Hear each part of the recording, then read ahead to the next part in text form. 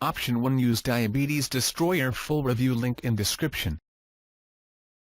Diabetes Destroyer is a step-by-step guide that reveals a scientifically tested 3-step method that was designed to help you permanently reverse your type 2 diabetes, without eating weird-tasting foods, using expensive devices, or doing harsh workouts.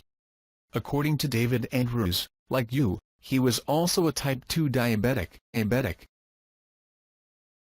Option 2. Use the following natural therapy should be discussed with your doctor. Bauhinia forficata and Myrcea uniflora. Bauhinia forficata grows in South America, and is used in Brazilian herbal cures. This plant has been referred to as vegetable insulin. Myrcea uniflora is also widely employed in South America. Studies utilizing the herbs as tea infusions suggest that their hypoglycemic effects are overrated. Coccinea indica. Coccinea indica is also known as the ivy gourd and grows wild across the Indian subcontinent. Traditionally employed in Ayurvedic remedies, the herb has been found to contain insulin mimetic properties.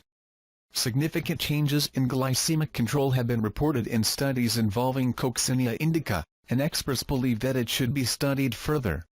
Ficus carica. Ficus carica, or fig leaf, is well known as a diabetic remedy in Spain and southwestern Europe, but its active component is unknown. Some studies on animals suggest that fig leaf facilitates glucose uptake. The efficacy of the plant is, however, still yet to be validated in the treatment of diabetes. Ginseng. Ginseng is a collective name for a variety of different plant species. In some studies utilizing American ginseng, decreases in fasting blood glucose were reported. Varieties include Korean ginseng, Siberian ginseng, American ginseng and Japanese ginseng. In some fields the plant, particularly the Panax species, are hailed as cure-all.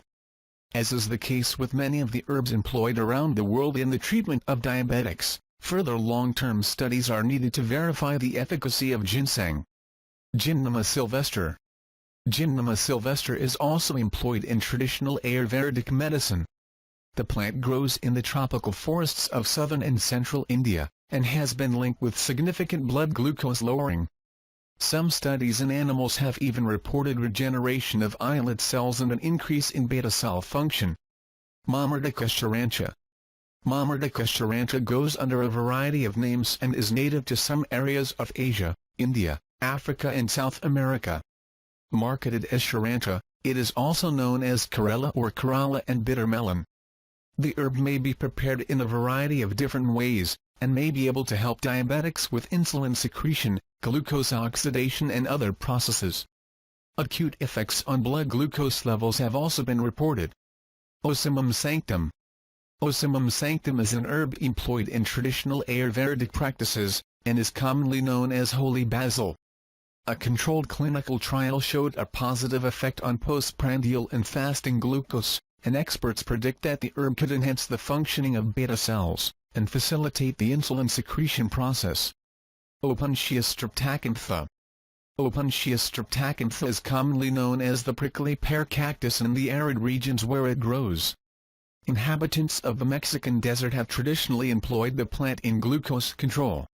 Intestinal glucose uptake may be affected by some properties of the plant, and animal studies have found significant decreases in postprandial glucose and HbA1c.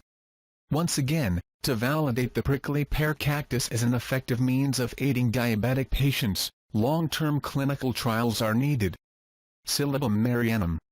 Silybum marianum is also known as milk thistle, and is a member of the aster family.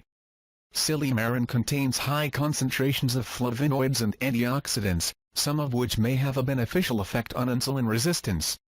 The role of milk thistle in glycemic control is little understood. Trigonellophonum graecum. Trigonellophonum graecum is known as fenugreek and is widely grown in India, North Africa, and parts of the Mediterranean. It is also a part of Ayurvedic treatment, and is used extensively in cooking. Of the few non-controlled trials that have been carried out on type 2 diabetics,